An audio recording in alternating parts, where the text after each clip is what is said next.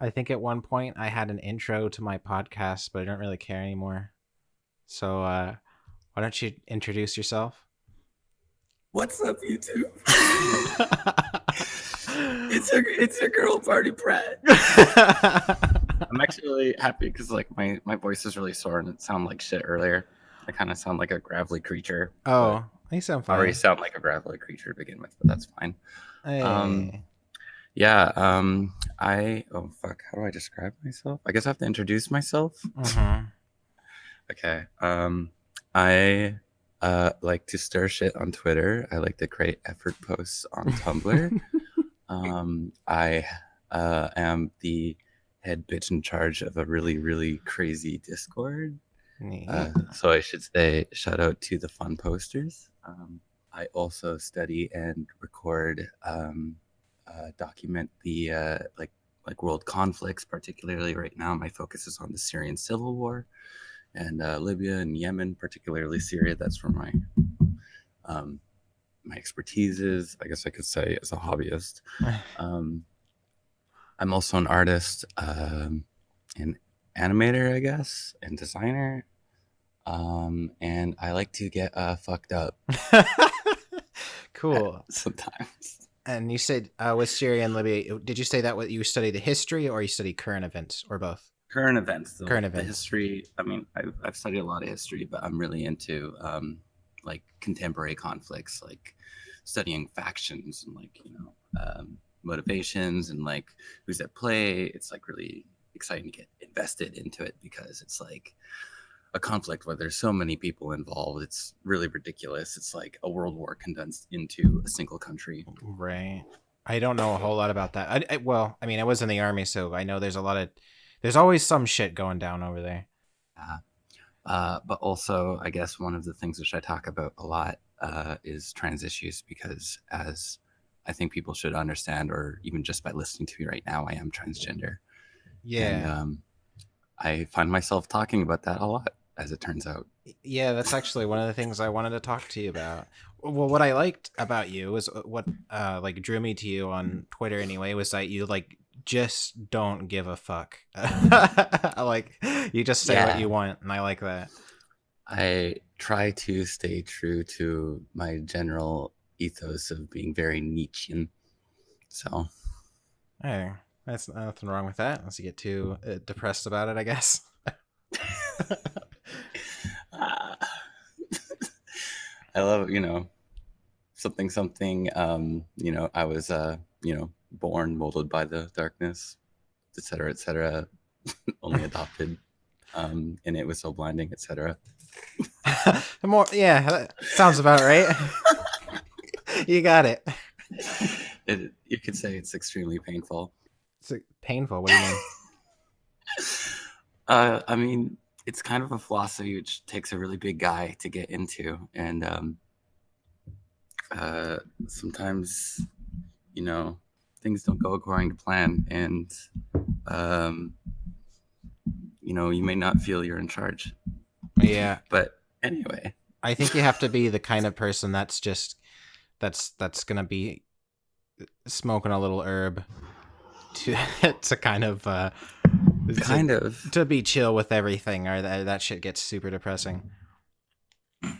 yeah, um, kind of, yeah. It takes yeah, getting into existentialism it takes an iron sort of, or it takes a sort of like courage. But yeah, Yeah. It's I've actually have been kind of trying to get into it, trying to kind of examine myself, and um, yeah, it's kind of scary when you start yeah. realizing you're like, oh shit, I'm fucking evil, and like, Do you like think of that sometimes? what do you mean? What, you think you're fucking evil? Yeah, like I mean, at our core, like humans are as like part of nature, and nature is essentially what we would define as evil, and man created good basically because there is no good and evil without man. But at the same time, like at our core, we are part of nature and we are evil and we're capable of such evil. And so when you start thinking about that, and you're like, life is walking, like being a person and being a good person is, you walk a really fine line, you know. It's like so easy to Uh, just slip into like what's easy, and to and usually easy is what people consider evil. hmm. Interesting. Yeah. Yeah. I wouldn't think that evil is an intrinsic part of nature. I think it's kind of, it is what it is. But anyway, so I mean, we can really dive deep into this sort of shit in a bit, but I feel you probably have some pressing questions or things you Pressing want to talk about. questions. Yeah, okay. So, one of the things, I've never really talked to someone who was trans before, so I don't really know anything about it, and I'm not really educated about like what's that, what that's like. That's a question. That's the question. Yeah, well, okay, so I don't know, like, when did Hmm. you I don't know. I don't even Oh know where to man, start. do I begin with an origin story? Yeah, do your origin story. Oh my god. Um, I don't know. It's like when you're a child, you don't really kind of conceive of a sort of like separation of the sexes. You don't really Mhm. kind of consider or like dwell on the nature of biology so much. You know, uh, like when I was a child, I hung out with and spent a lot of my time around the girls, and I don't know, it's actually pretty chill. Like, but I think the first time I kind of noticed something was up was around like puberty, like going into, and it wasn't like anything to do with like you say my body parts or whatever. It was particularly that once I started to change, once people started kind of like um, going into like preteens and then teenagerhood, it's like my friends started treating me like their first boyfriend. They started regulating like the things I would do. Like one story I like to call back to is going to like those shitty like preteen like dances, Mhm. and like they would like chastise me or criticize me for dancing like a girl, or just basically try and coach me to not to be a boyfriend or a guy figure. So, and through that I kind of fell out, is like in the word extremely traumatic. I fell out of that. I became like a social outcast, to the degree that it was like suicidal, like depression, like even to the point of like considering like being a school shooter is like that dark. Yeah. um, and then that was my entire high school existence. I kind of compartmentalized everything about that. So a lot of my past has a big haze, but there's like things like that, or being awake, really, like being awake at night, like sobbing my eyes out and crying and begging God to wake up as a girl, which is like kind of embarrassing and kind Mm. of like really sad. Um, No, I but mean, when I became a teenager, like I walled that off. Like PTSD kicked in, that got walled off, and I just kind of lived a life from then henceforth as you know, uh, like white noise. Like I couldn't articulate, or even like living with a bunch of neuroses that I can't really get around. yeah. Um, it's really interesting because it's like it would come out in weird ways. Even though I decided to pursue. I mean, I got really close to kind of like killing myself, and then I kind of bounced back by that by kind of like really kind of buckling down and focusing on a career drive and endeavoring to uh, be this idealized like male figure in my family's eyes and the people who I dated, because I started like living vicariously through the people I was dating in a very kind of like shitty, abusive way where I would keep them at a distance. And it's really, uh, but without getting too much into really dark subjects, and to move it kind of along, like it would come out like in weird ways. Like I started creating like a bunch of like feminine characters, which I would imbue with a sacred quality. One of which is my dragon character, as you see. Um, And a lot of people would like misinterpret it as like my pinup girl, and I'd get like really upset and be like, nope.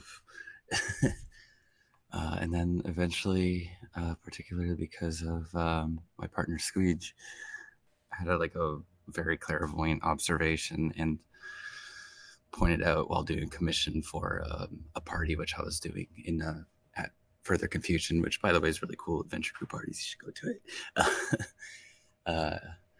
But was doing that, and it just basically asked like, "Hey, I noticed that this character of yours has the same hair color of yours, and this reference material has the character doing the stupid shit you do. It's just like your girl Sona." And I was like, it's like a shattering noise in my brain, because it's like one of those things where it's like, to people who kind of understood or already had like a queer persuasion, they could kind of see it, Yeah. but I clearly didn't. And actually, it was like a really terrifying prospect, because when I considered actually being transgender in that moment, because up until that point I like did a bunch of things. I actually became a power lifter. Like I got like really like big. I tried to, Yeah.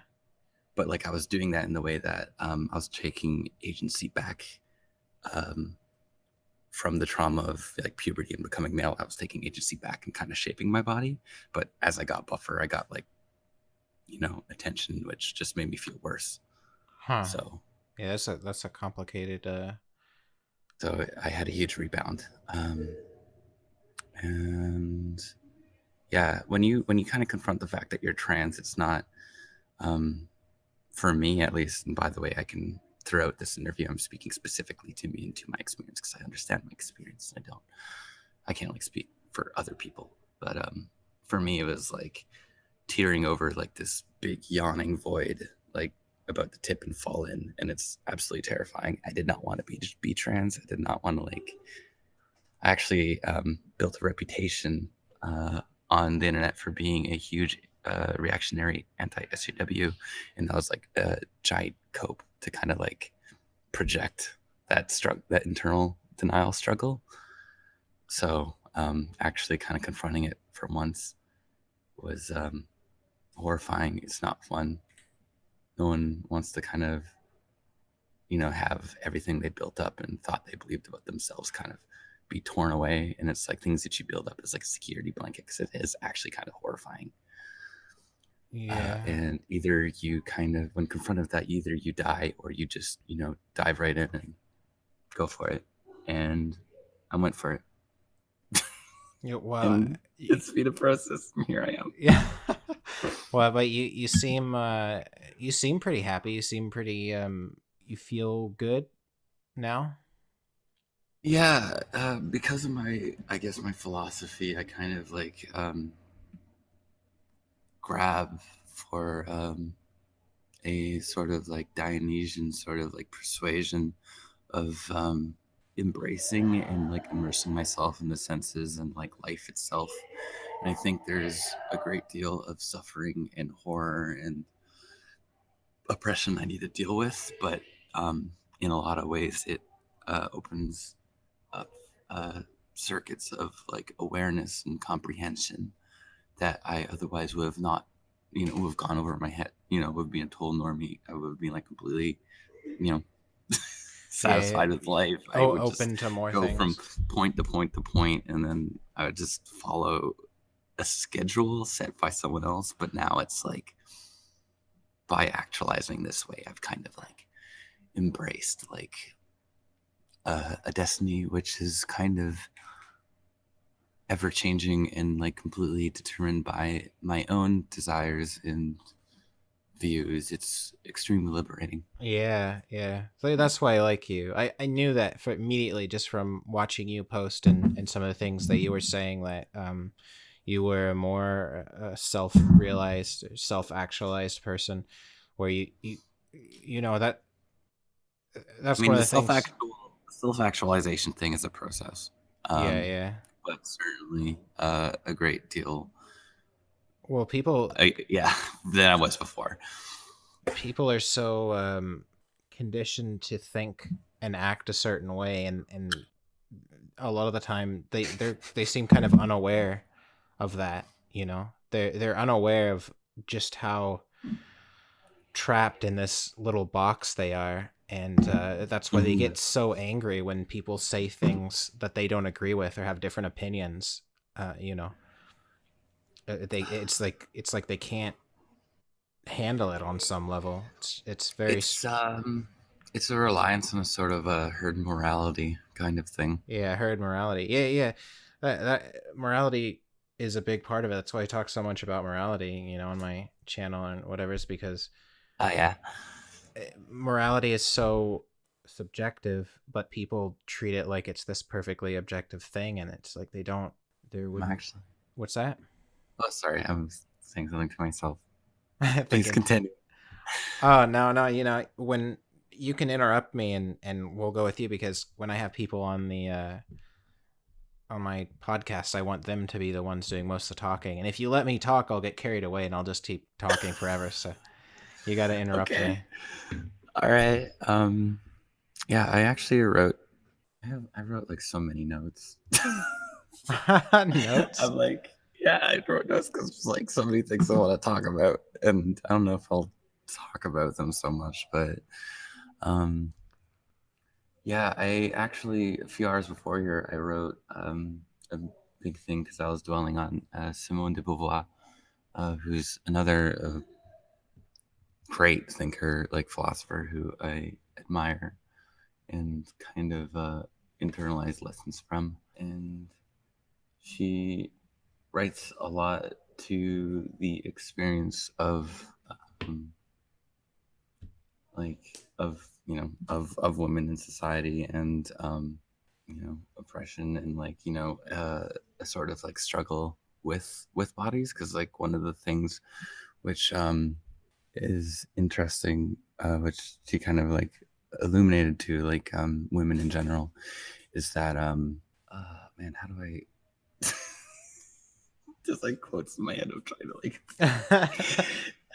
but it's like you wake up you have consciousness and right away you're kind of confronted by biology like men women just Mm-hmm. human beings in general and like the first thing it does is it divides us into sexes. Part of that division is not natural and self-evident as like the sex itself as like chromosomes or whatever but You're talking about like societal norms for genders.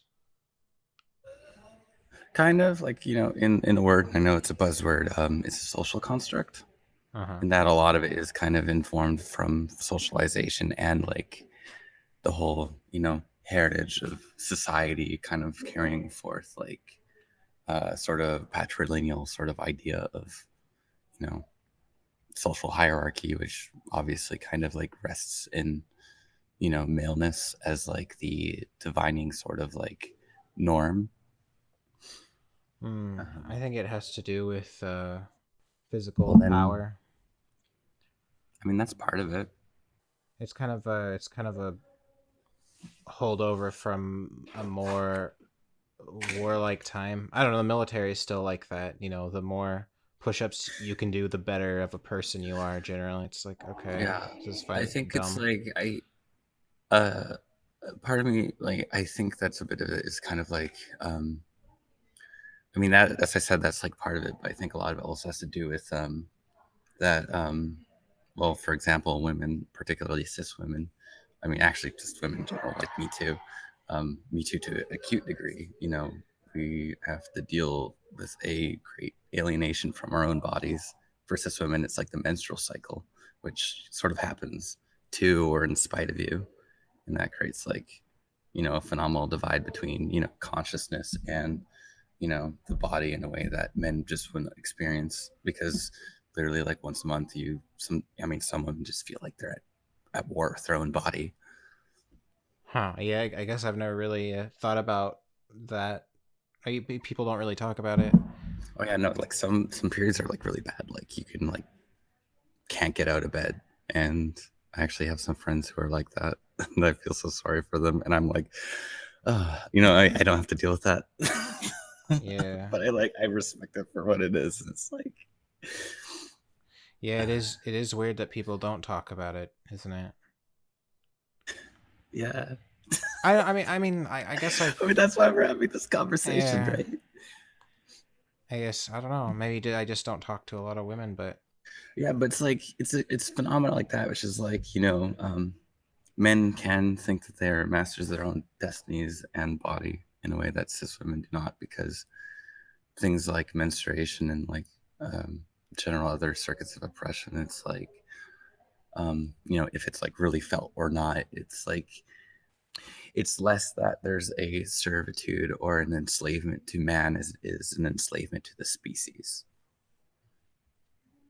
It's an like enslavement to the species. it's like a monthly, it's like the way they're pretty much forced to engage with society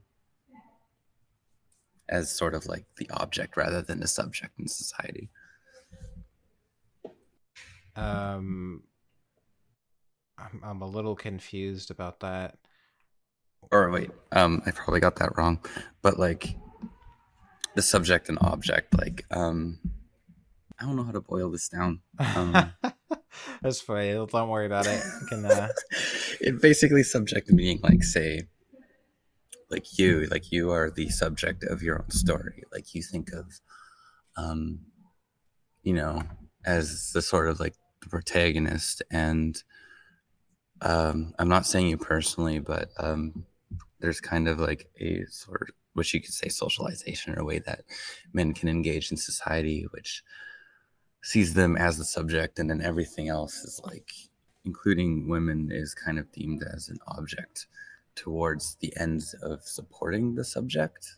Well, I mean, that's true for everyone, though. Everyone is the protagonist of their own story, and everyone else is a supporting character. Um, Kind of. A lot of women are socialized to see themselves as sort of a supporting character.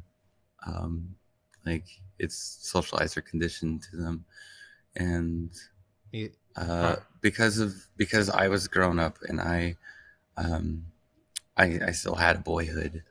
It has afforded me a, as one could say, like a privilege to kind of engage without that, because it's like I had a traumatic childhood, but I did not experience the full breadth of the female experience, which is like dealing with like shitty abuse. But Yeah, that's not my conversation really, because again, I can only speak from the perspective of like, myself and like what I've experienced. And perhaps if you want to get deep into more, you know, in-depth feminist subjects, you can ask a feminist scholar to come on, because yeah. I feel I'm totally out of my league. I don't really know. I guess I don't really know a lot of women. I don't really talk to a lot of women. That's the first time I've heard someone say You're that. missing out. I don't know. It's like the furry. Most of my friends come from the furry community, and the furry community is like 75% male, so you don't get a lot of chances. I don't think it's that. I think there's just women are less visible. Yeah, maybe it's hard. Like, I mean, for me, my own like struggles as a guy, I guess, are a little bit different. Where like you were talking about how you're always told that you have to be a certain way, you have to like be masculine and act a very specific way with everything, the way you walk, the way you speak, the way you look at people, um and it's all like very annoying, so I just kind of rejected all that shit. I never to be honest, at points I did wonder if I should be trans, I guess, but I didn't really. What? What is that's so surprising to you? Please continue. I want to hear about that. Well, the thought came to me like, would I make a better woman? And Oh my actually god. used to make female characters and go on like furry role playing sites and role play as a female character to kind of see what it would be like. But Oh yeah. yeah, well, you want to hear about that, or you want to hear the conclusion?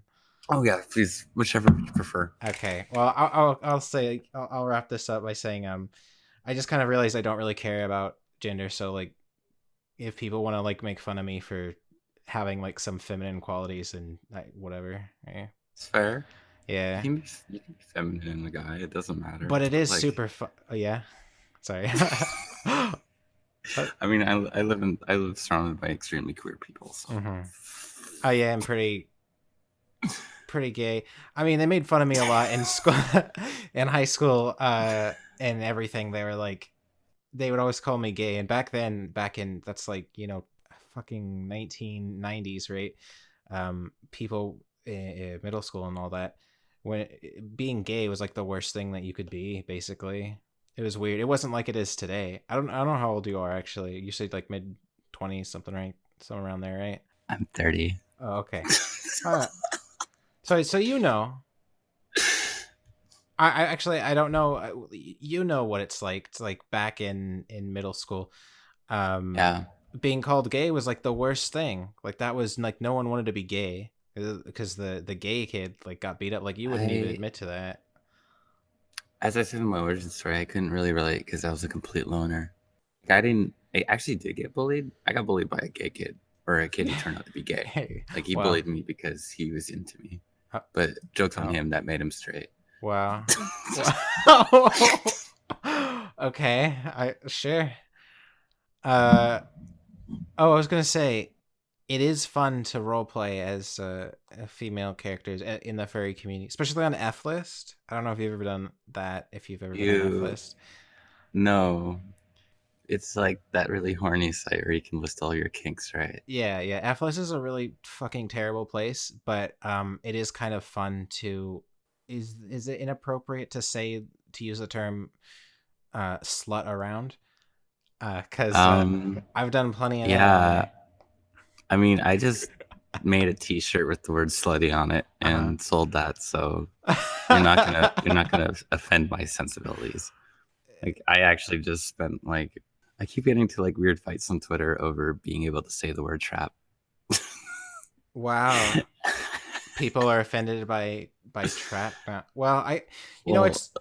particularly that people I mean, this goes back to the herd morality sort of thing, but people who are of the left persuasion who The left get persuasion. really upset when I say trap, even though it's a slur about me, which is like, I think if I want to say it, I think I should be allowed to, and not be, subject to this vampire castle, like, you know, horde of, you know, teenagers who want to harass and call me names and call me a trans trender and all this other shit. Oh, you mean the herd of 19-year-old group thinkers don't know anything and are generally awful people? Who would have thought? Well, I wouldn't characterize it that way because I have sympathy and empathy for them because they're going through shit. And a lot of them still live with their shitty families. And a lot of them, they're still maturing, and they project that negativity and anger out in a way that's extremely toxic. Yeah, no kidding. That's why I don't want to be part of the furry community anymore. I am, you know, ass out, like all in the furry community. And fuck it, I'll fight them. It's too much drama. It's too annoying. It's I have to not care about what they think. You know what I mean? Because otherwise, if you care about what they think, it'll drive you crazy. Because the things they think are fucking crazy. The things they tell you how you have to be don't make any Not, sense. not entirely. I mean, I actually have a lot of fun arguing. Like, actually, when I get like brigaded, as I typically do, I'm like, like I just crack my knuckles. I'm like, all right, let's go. Yeah, I get really interesting because that is dialectics. you enjoy that. It's I enjoy it. It's argumentation, debate, conversation.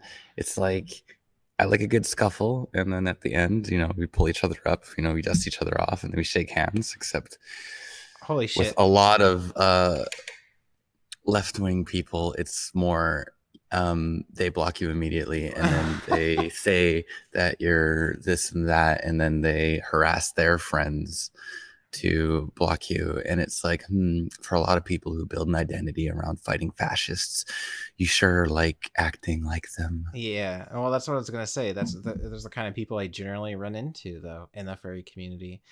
It's rarely a person that I feel like I can have any sort of conversation with. It's usually someone who blocks me immediately or just goes on a some kind of weird tirade and gets five of their friends to all scream at me for however long before they all block me, and then It's it's like like, okay, that attitude and behavior comes from a place of being deprived of power and having a lack of control, yeah, that they're extremely virulent and angry and combative online specifically because of that. yeah, yeah, I guess so. I feel Like like, it comes from like a place. It's like a reaction to what they are dealt. yeah, yeah, one of the things is, even have it on a little sticky note here on my desk, seek to understand suffering.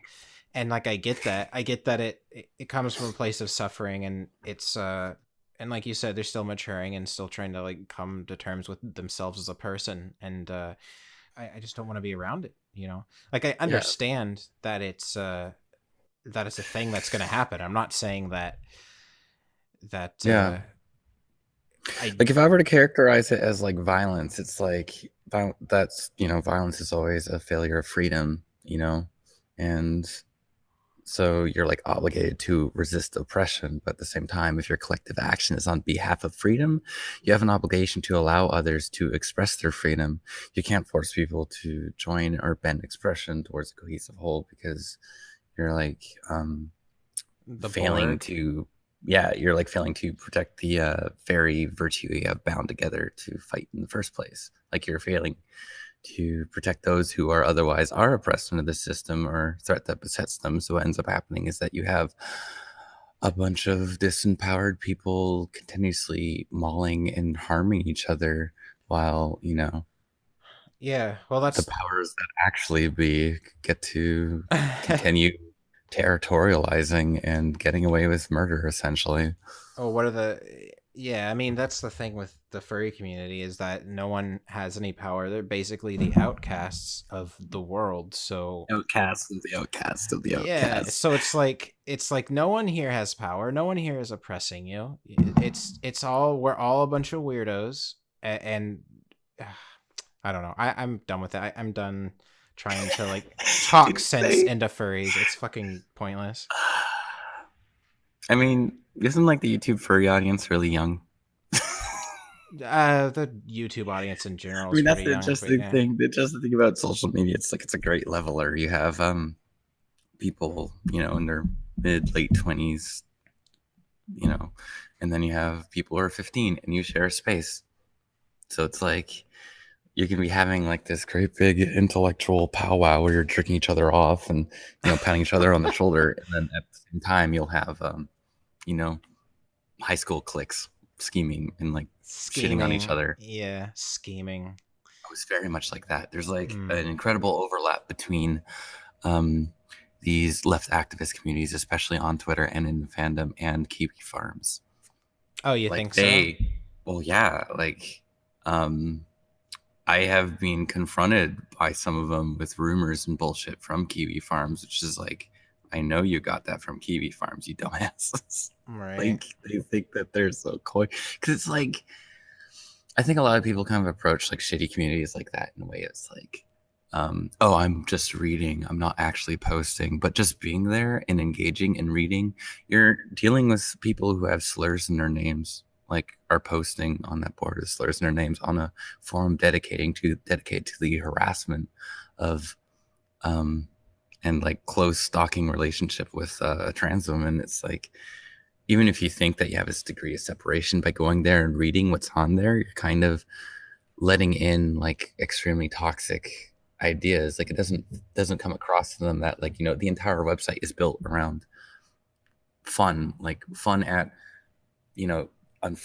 disenfranchised people's lives. So what ends up happening is everything's just posted on there is trying to stretch everything to make it more enjoyable and entertaining, so you can't go in there and rely on it for truth. I mean, I actually, because there's just like a thread there dedicated to me, and Yeah, yeah. I've got one too. I had a lot of fun with it because Stone Toss actually, you know, we're going back and forth with Stone Toss, and his fans were brigading me, and I was, you know, kind of like dealing with that. And obviously, there's a bunch of fascists on Kiwi Farm, so they found out, and they're making a thread about me. Or they updated the thread about me. So I was like leaving a party, and I posted a tweet like, "I love my car. All these right wing people goes to my account to look at my car. It's like bait, because it's like I have been on the internet forever. I've been on 4chan since like 2004. Like I know it's like I'm the void looking back. Like, you know, they stare into the abyss. You know, the as they would say, the troon abyss, and then I stare back, and then they spend like a page or two talking about and debating. It's like, well, this car has, you know, 170 HP. It's not even like the good model. Like the fact that I'm just sitting there laughing at them talking about how I love my car, and it's like they're pretty funny. They're pretty, yeah. They find anything they can and try to like make it into some well, that's into the thing. something, and It's it's like, like what the you guys are fucking dumb. Like, they what the run hell are you headlong talking about? into, yeah, everyone who's featured on that site, they run headlong into them like a caricature, you know, like, you know, they look at me and it's like, I'm a furry, I'm trans, I have a very dramatic life. It's like the perfect recipe for a lol cow. It's like they can't see past that. It's that object subject thing, you know. It's in a way like extremely misogynistic, because they don't really kind of anticipate or expect that I kind of have like an expectation and kind of like plot out and kind of manipulate how they're reacting and talking about me, because they have a very low idea of me in a way.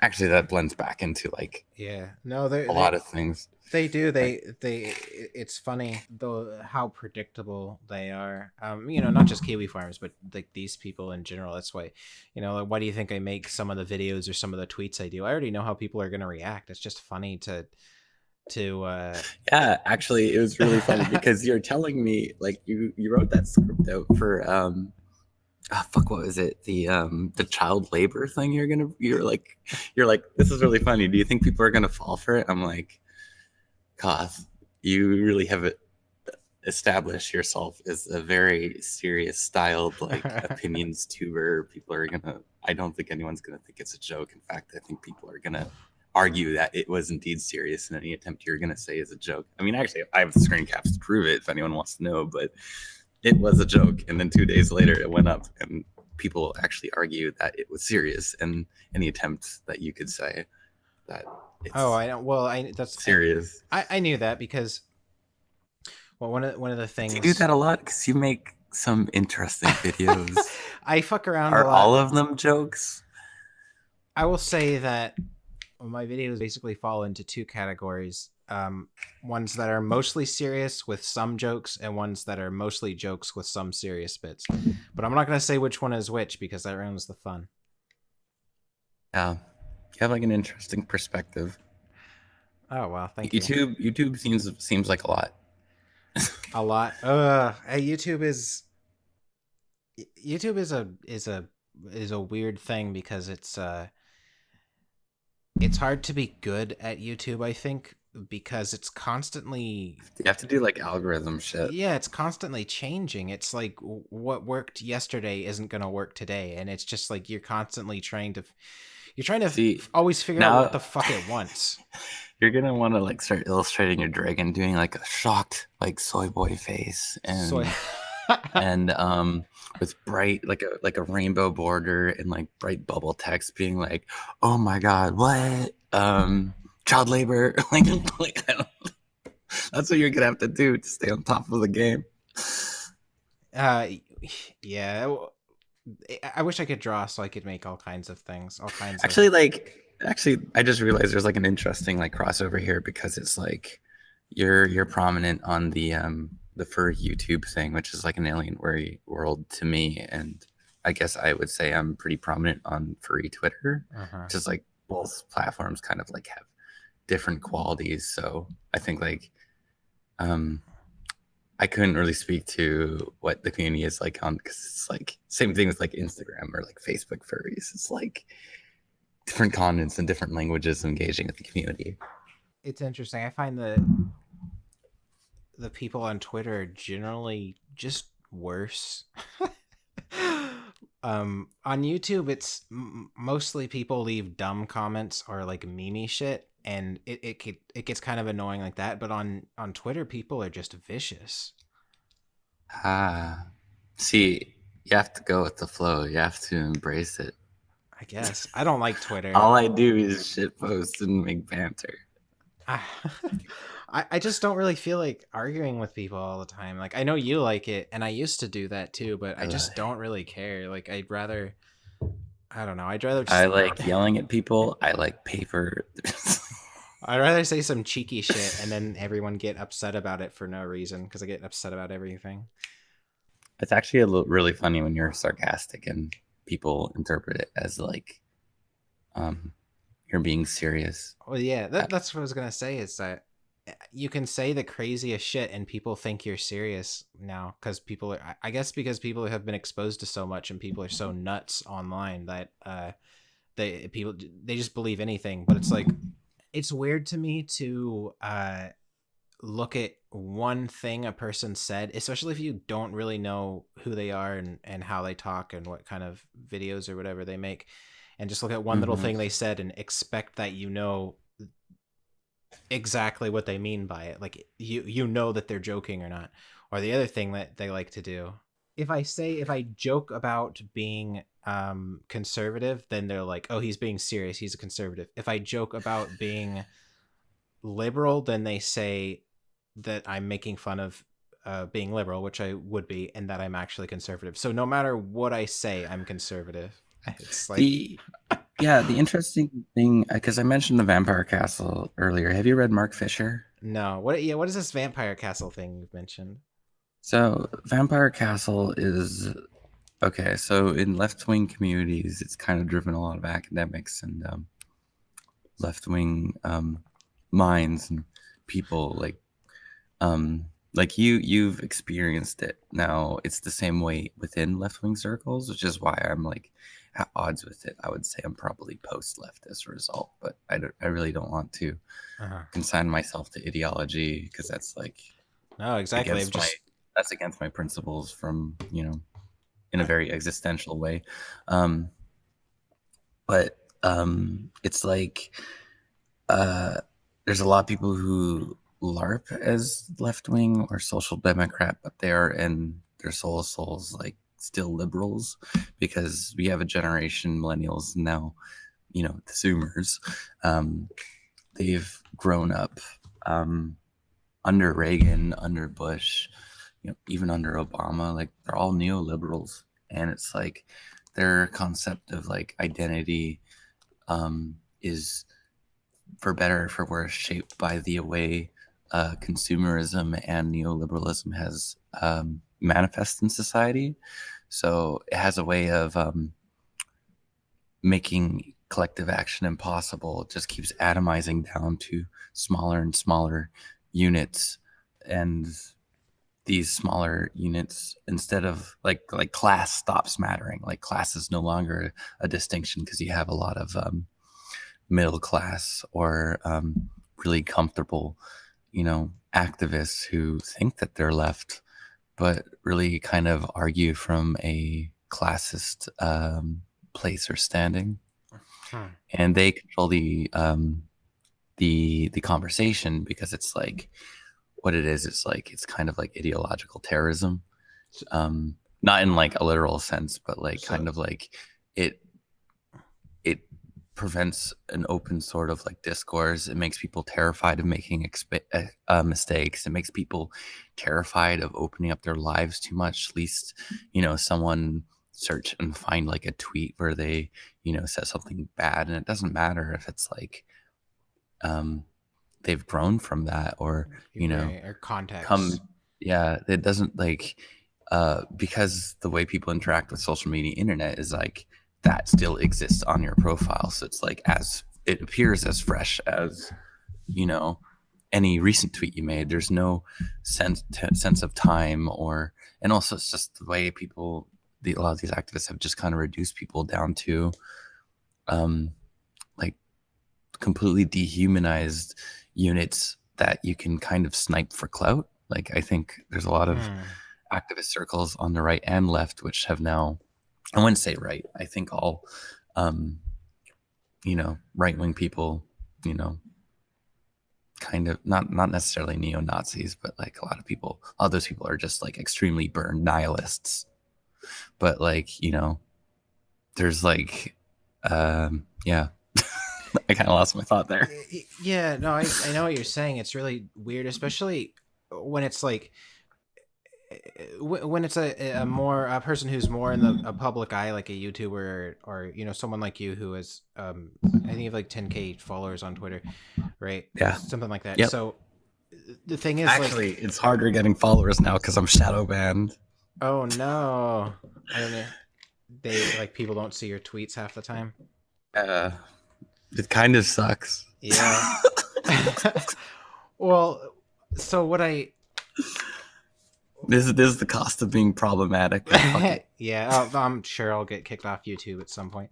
But the thing is, like, it'll be like they'll look through your Twitter and find like 6 tweets where you said some questionable things, and then say like, look how awful of a person this person is because of these tweets, and everyone will believe it. But it's like, what about the other 3,000 tweets? What about those ones?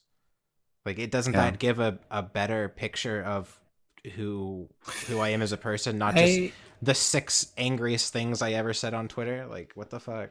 The thing which I've really kind of noticed and would like to feel with a lot of that is I think the people really kind of doing that have skeletons in their closet, so they become very aggro to kind of compensate for their own anxiety. Because you'll actually notice that if you spend any time on these sort of people's like profiles, if you dwell on it and read what they say, they'll be like, I'm afraid of being called out. And it's like, well, you're perpetuating this thing that is terrorizing you to a point of being extremely aggressive and abusive online.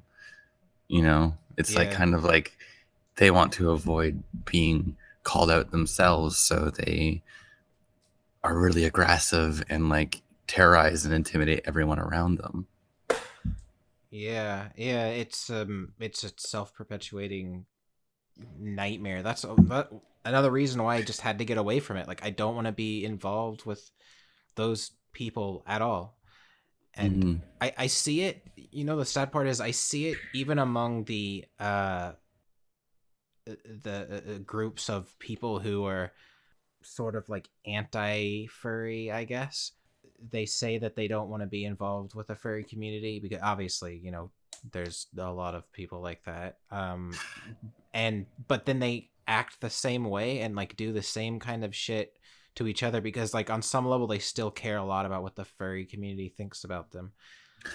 Yeah, I think you can still engage. I think you should have like more of like a patchwork approach, like create your own sort of egregore or like thing. Like, one of the things why I really enjoy the furry fandom is it really kind of allows me to have sort of a hyperstitional like involvement with community, like kind of like or,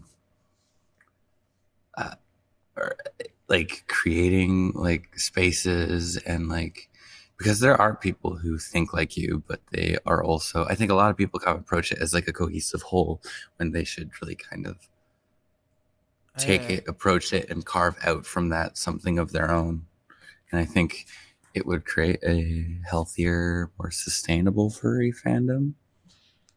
Well, that's kind of how it used to be, where not entirely. I mean, how long have you been a furry? Oh God, I don't know. 2004. Okay, yeah. So I had like a DeviantArt account actually. Yeah, I mean, I got like permaban from DeviantArt because they thought I was like a 4chan ringleader or something. Wow, that's got to be a story. But so yeah, you've been in for a while, but I always felt like it was more maybe like 10 or 15 years ago. It was more there were certain circles of people who were very weird, but like very weird as in almost like culty, like a like it is now. Culty. Yeah, it's culty. It's culty now. That's what it is. It's you have to think and act exactly a certain way, or you get kicked out of the group and like chastised and outcast. It's absolutely totalitarian. What's really interesting is I noticed that there's waves. A lot of people like to disparage Tumblr. Actually, I have a really fun engagement in Tumblr. Isn't Tumblr Um, dead? Not for discourse. In fact, it's a whole lot less horny, but that's kind of a relief. uh, Um, but I'd say around the time of Gamergate, there was like the millennial wave of like extremely reactive, like angry, um, like left activism, which again is coming from a dark, angry, justified place, and that kind of created the reputation which it did.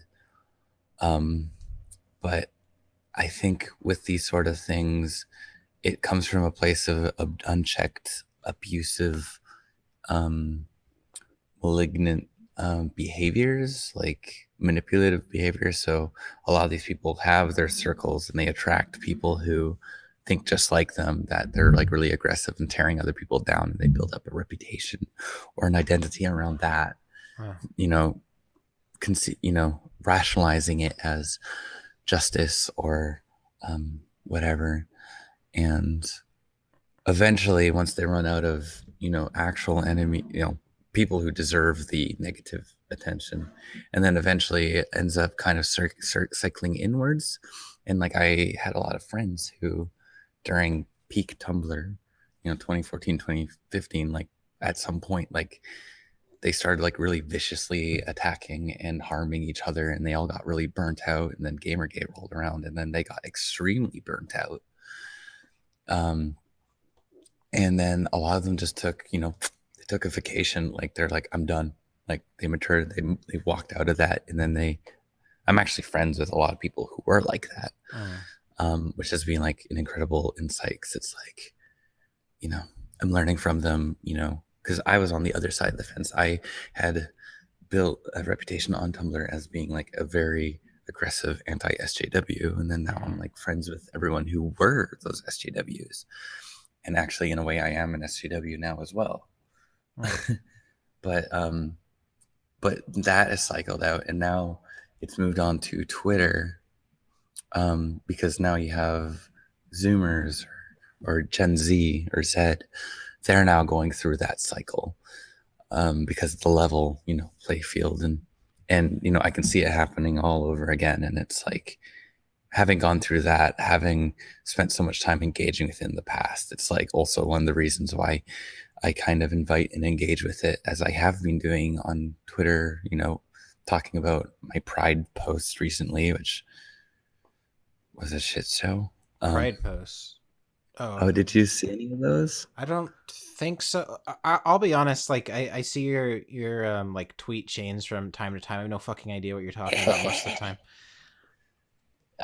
Yeah, a lot of people got upset they couldn't understand what one of my tweets said. Oh, okay. Well, yeah, that sounds about right. I mean, that's half the things I Like say. they couldn't understand what it meant, and that meant that I was shitty or So something. you were bad, it's a like, bad person. it's not my fault you can't read. Sounds about right. Yeah. It's funny you said something. So I think you're the first person I've come across. You self-identify as a social justice warrior? No. No.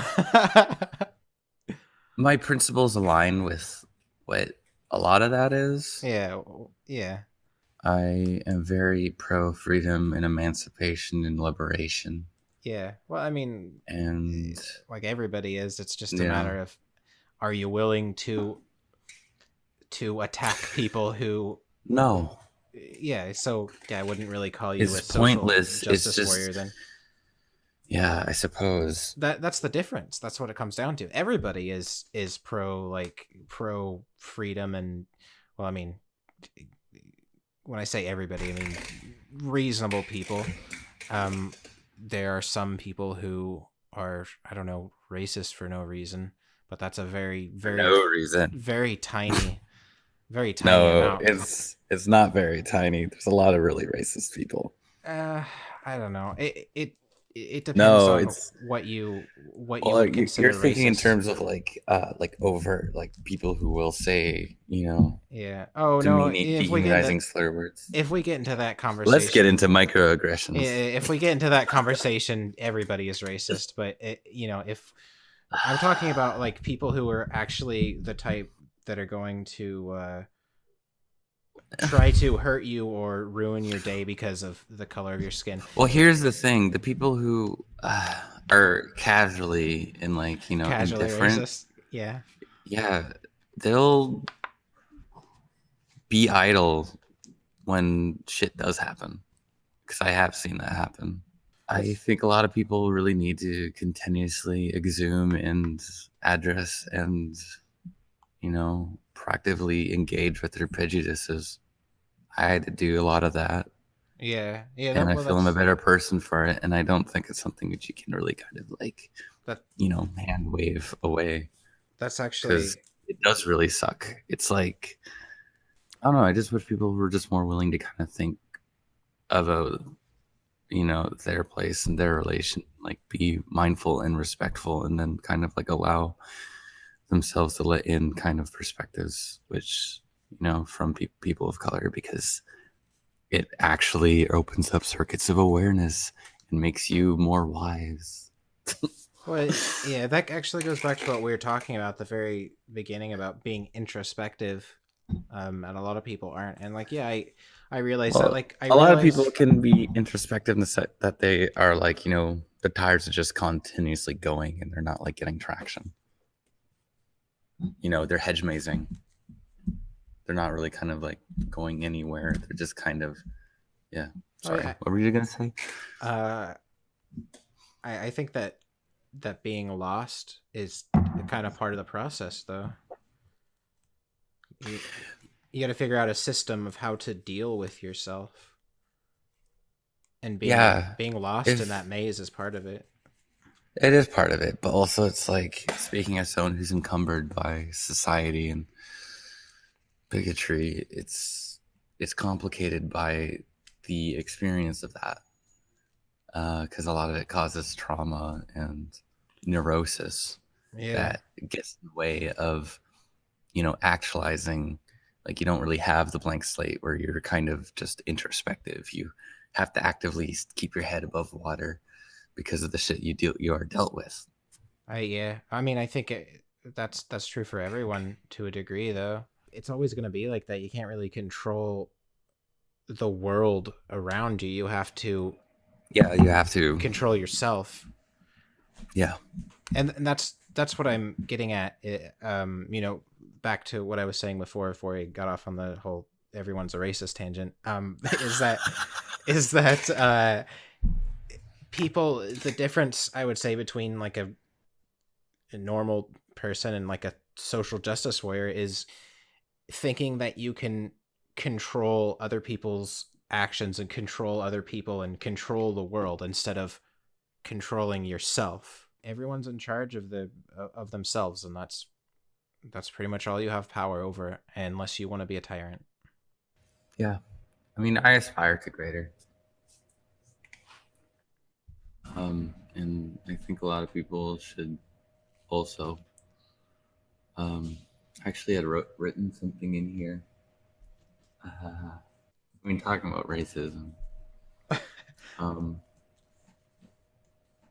don't mind me reading like this block of text which I wrote, all of this I threw together, but on Beauvoir, which was moved past that, I was like speaking. I wrote that how Beauvoir spoke to how until you stop seeing yourself as the other, and this is like to, like, my struggle, or something else as the norm, or what what I would call the incapacitated circuits of awareness of normies. You can't free yourself, and it reminds me of, oh man, I don't know. Actually, this is out of the context. I've been drinking beer, so I'm like, Well, it's okay if you but don't it's want to read like, it. and the only way to kind of break out of that circle is to pursue, my own, or like your own discordance. of course, informed by new forms of liberation that aren't according to say how a middle-class white man lives and the social obligations he has. And to that, I'm like, fuck that, fuck obligations, because new forms exist, or that exists between the embrace of the tension between ambiguity to resistance to reduction to oversimplification of the subjective self. And it is the fervent insistence of one's own lived self in the forms she embodies that can't be reduced to that of being a woman or like whatever, and that we should aspire to greater than simply on par with someone who's dealt with their own constraints of rights and with someone who has dealt with their own constraints for rights or freedoms. Yeah. Wow, that's quite a mouthful there. See, this is why people get mad at me on Twitter. No, I'd have to see that and kind of break it down and Well, really... yeah, because it's like I don't know, because I kind of like lay that out because it's like for me and like in being women, it's like fuck, how do I say? It's like it's the embrace of becoming, like it's a pursuit without destination. It's oh my god, it's like the perpetual embrace of like the uneasy ambiguity of being transgender and new forms that exist beyond the pale of certainty. Yeah, I guess everything's kind of an ongoing, I don't know, just kind of an ongoing struggle, I suppose. He's so giggly, Jesus. Sorry, I'm like a little bit drunk. Yeah. I don't know. It's I don't know, because it's I was hoping earlier to kind of thread speaking about transgender, like being and the idea of like becoming self-actualization, because I did talk about it being like sort of like a process. Yeah, and like for me, like that process reveals itself in the exercise and exploration of my traumas, or like the traumas that begat, or like opened up like the specter of transness in the first place. Yeah, you got to go back a lot of time and just kind of examine all But those it's things. like it's like it's more like I need to keep moving forward. It's hard for me to really like, because I don't know your specific struggles. I know for me, like a lot of it is I have to go back and think about why things have made me upset, and what has been kind of the root of my neuroses, and then kind of let it go once I know what it is. So you got to go back and you got to go forward. Let it go. Where does it go? I would say for me, letting it go means kind of being able to laugh at it. Okay. Being able to laugh at like my dad being an insane person and being abusive. Oh shit. So see, that is a circuit of trauma. Well, yeah, but like at some point you got to be like I'll probably make YouTube videos about it where I like talk about the camps, but like make it into a joke, and once I can like do that with myself, once I feel that like, yeah, I forgive him for being an asshole. I forgive the people around me for doing the things they did, and I look at it and kind of like find a way to make it into something positive, which for me is making it into a funny story to tell. Yeah, that's how I let it go, I think.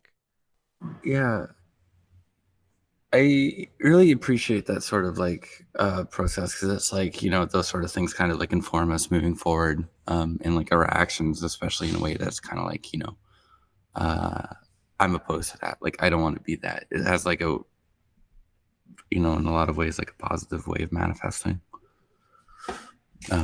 change and actualization. Yeah. Well, it is very late or early, depending on how you want to look at it, and we've been talking for a while now.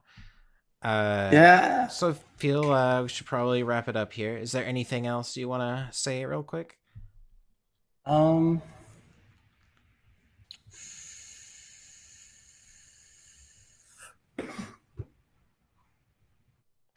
See, my issue is I started galaxy braining just a few moments ago, so it's like Galaxy. Hold on. What is this? Galaxy burning.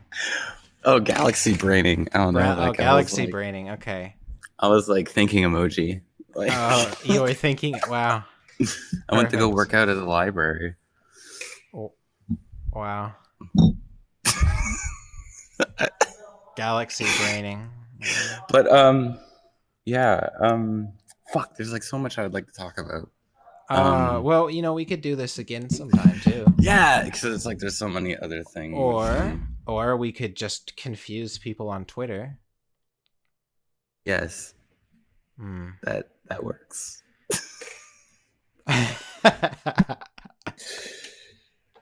See, I came prepared for like 2 or 3 hours of talking. Oh, so it's no. like, oh, geez. 3 hours. Oh, fuck. I don't know if I could do it. So 3 hour I'm like podcast thinking, anymore. I'm like trying to like kind of like, okay.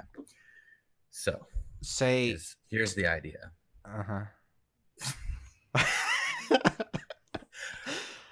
You're fun to talk to. Oh, well, I'm glad you're fun to talk to as well. Thank you.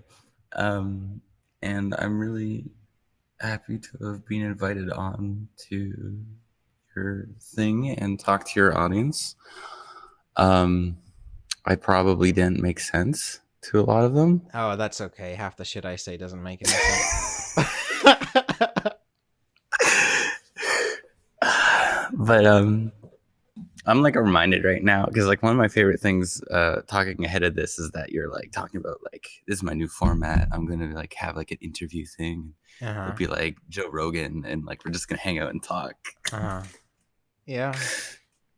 Is this like so? Did you have any other guests before, or is it? Oh yeah. I've been doing podcasts for a while, but I've been on kind of a hiatus because I don't know. I kind of didn't know if I should the type of people that I should invite because everybody is like, don't invite this person that you're giving bad people a platform. Yeah, and I was thinking like, oh, I don't know, am I? And then I was thinking like, nah, fuck it, I'm gonna invite like the most like self-realized people with like the craziest ideas I can. Yeah, well, I like you. I'm not saying you're crazy. I mean, you're a little bit crazy, but yes. I just. Yeah, I knew I had to have you on as a guest. You invited in the outside, the other two. Yeah, people who were like, I could see that you had like some major disagreements with like mainstream furry, and I was like, yes, this is a person that I want to talk to. Furries are crazy. Yeah, no kidding.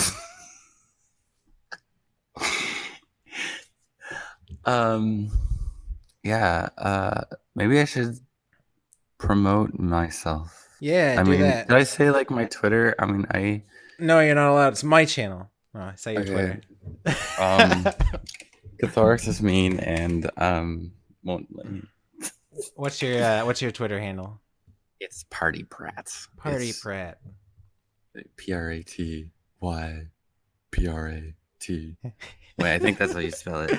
Yeah, we'll put it in the description. Everywhere else is not worth it. Everywhere else people can find on their own. Oh, okay. Cool. Yeah, watch your Twitter. I do like gateway drug should be my shitty Twitter. I do like reading your tweets though. Like half of the responses that I see are by people who have blocked me, so it just says tweet not available.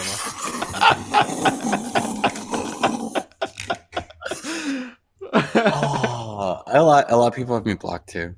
Yeah, they're funny. I actually just got blocked by Cocodope like today or yesterday. I have no idea who that is. Some guy who copied Ripu Ghost. I have no idea who that is. Ripu Ghost is a fantastic artist. Oh. But in any case, it's been a pleasure. Yeah. Sorry, I'm like so flustered and like drunk right now. No, it's fine. I'm like it's 2:30 in the morning. I usually go to bed at midnight, so I'm super fucking tired and I keep like kind of losing track of what I'm even doing. And I'm like, oh yeah, I'm recording a thing. All right. So yeah. Thanks for being on here and everyone. Thank you for inviting me on. Yeah. I think this is really great. It's always really great to use a platform to actually have a dialectic engagement and like invite other perspectives and other people. It's fucking great. Yeah, that's what I like to do. Next time you should invite Nix on. Who? Nix, my favorite. We form a syzygy. Okay. Nix land on life on Twitter. I was wanting to talk about GAC or gender acceleration. Gender acceleration. Wow, that we're getting into some meta shit now. All right. Well, maybe next time. All right. Thank you. Yeah. Thanks for coming on, and everyone watching. Thanks for doing that or listening. Yeah. Yes. Thank More you for apt to hanging in there. And you are a pleasure to talk to and a sweetheart. And Aw. thank you for this. Because it's like I've been invited on the 2 podcasts already, but I never got to talk about politics. Oh, so yeah, you can talk about anything on here. Like, I don't know. This is the thing. I don't know shit about politics, so like, I just kind of throw out. You'll say some complicated shit, and then I'll just kind of throw out a theory, and then you're like, no, that's stupid. I'll be like, all right, probably is, whatever. Yeah. So okay. Well, thanks for watching, everyone. thank you. Thanks for listening.